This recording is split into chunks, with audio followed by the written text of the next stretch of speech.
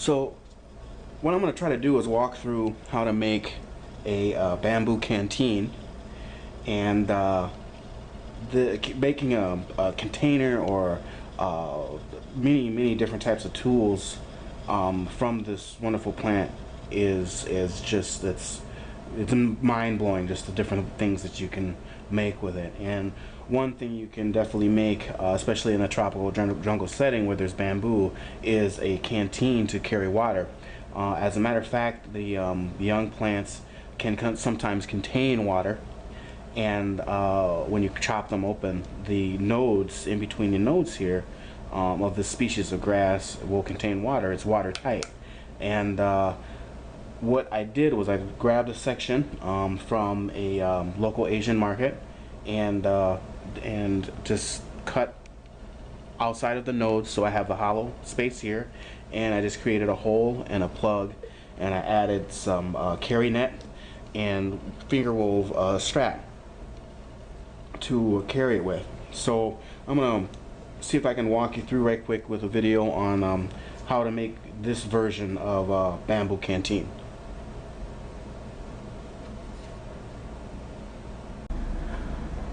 I want to try to make a video on making a canteen out of a bamboo segment, and this particular piece of bamboo segment has nodes that are closed off here on each end that I've sawed on each side. And bamboo is a wondrous material. It's a wonderful natural product that unfortunately doesn't grow in my region. Zone 4 region is indigenous to tropical and more temperate climates.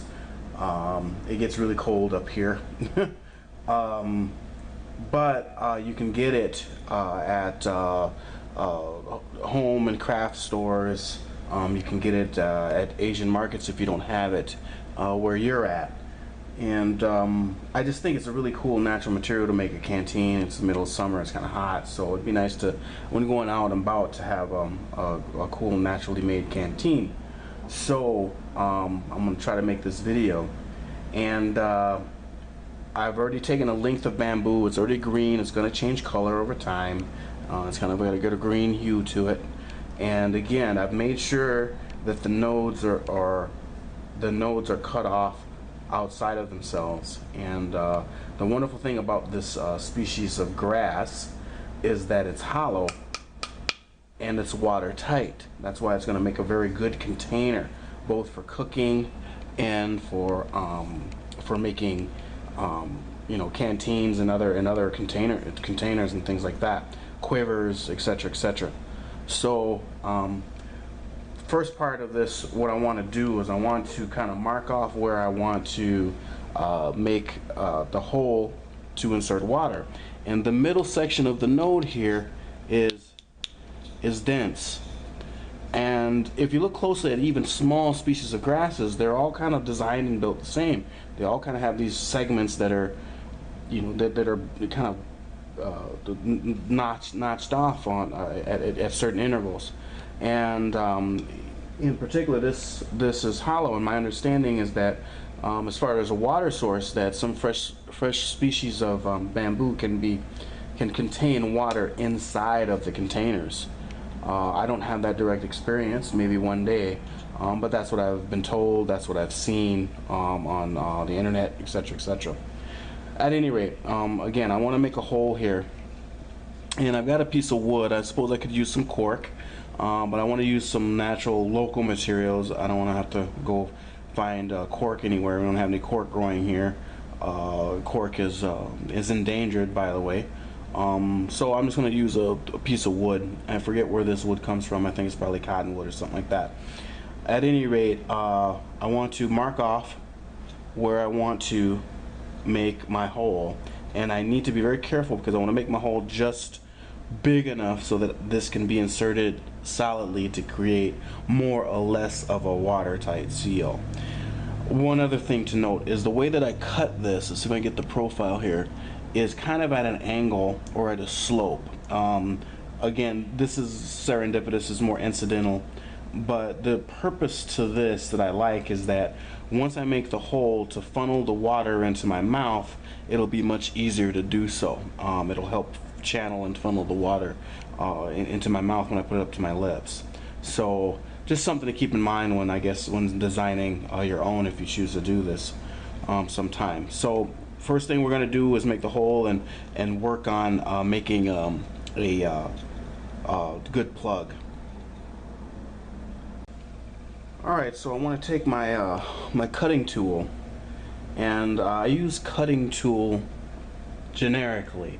I like to try and go as primitive or as basic as possible, but for the purposes of video and time and speed and things, I'll tend to use more modern tools like scissors or a saw or a knife, a blade. But of course it can be, you can use a bone, you could use a sharp stick, you could use stone to do what you need to do as far as cutting is concerned, and abrading and shaving and things like that.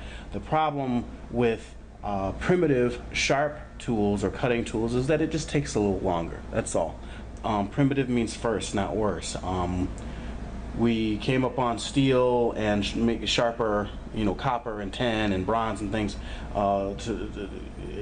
to expedite processing of materials. But going from nothing, it's important, I feel, to be able to, you know, pull from the lowest common denominator. And if that's just a sharp rock, then that's a sharp rock. At any rate, I'm going to take your cutting tool, and I'm just going to, again, mark where I want to. I'm eyeballing it. I could use a pencil or something, but I can eyeball this pretty good.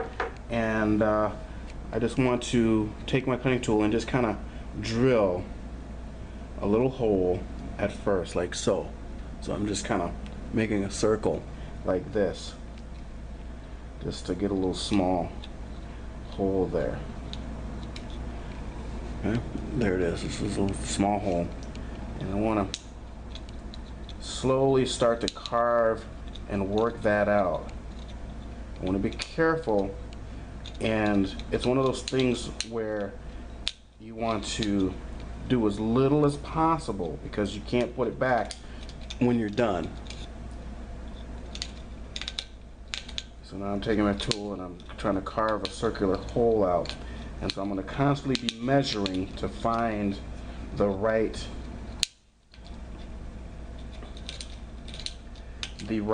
size that I will need for my stopper. I'm going to take carefully, just cutting the size.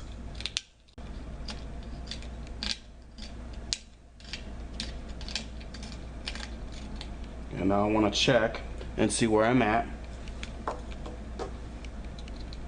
Okay, almost there. So just a little bit, and I gotta kind of have to eyeball and control. So I'm gonna go very carefully.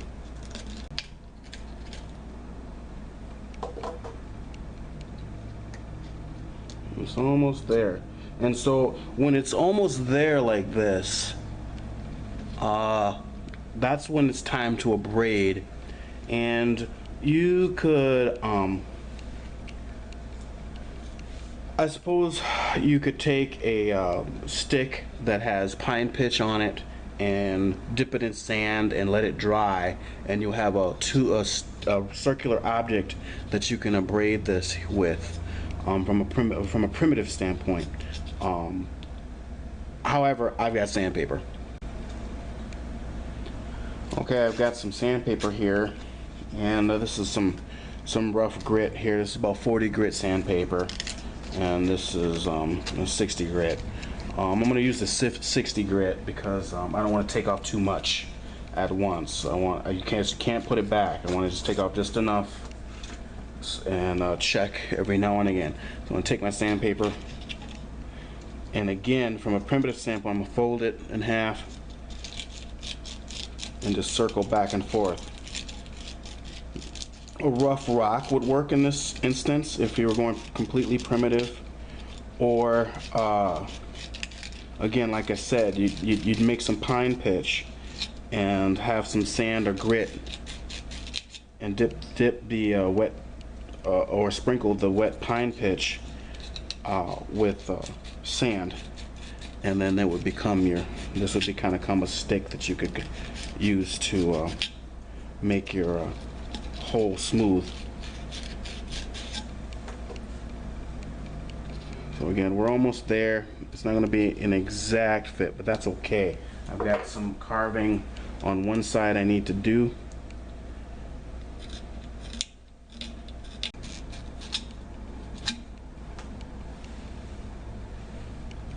And try to fit this in here again. Good. It's a pretty tight fit to make a nice cork here. Or a stopper.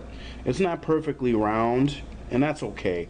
I can touch this up later, but for what I've got here, mostly the canteen is going to be held upright. Hopefully you're never carrying a canteen like this. I just, even if this was watertight stopper, it just doesn't make sense. So even from a primitive standpoint, you know, we can just plug that in there. I could even wrap some cordage around the stopper itself and make it even more watertight. But we've got this pretty much figured out, and that'll fit in there, and that'll stop, you know, a majority of the water leakage, and that's what we want.